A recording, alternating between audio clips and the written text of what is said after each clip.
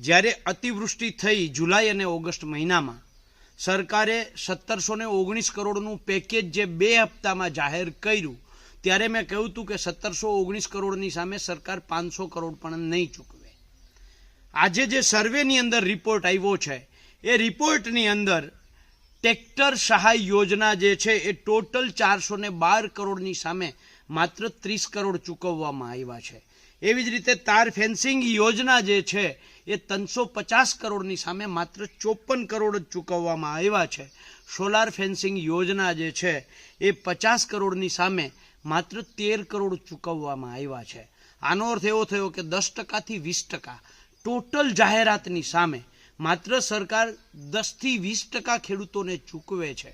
બાકી મોટી મોટી જાહેરાતો થાય છે, મોટી મોટી પ્રેસ કોન્ફરન્સો થાય છે, મોટી મોટી પબ્લિસિટી થાય છે. અમુક યોજનાઓમાં તો એવું બન્યું છે કે યોજનામાં જેટલા રૂપિયા ચૂકવાયા હોય એના કરતાં તો એનો જાહેરાત ખર્ચ વધારે થયો હોય.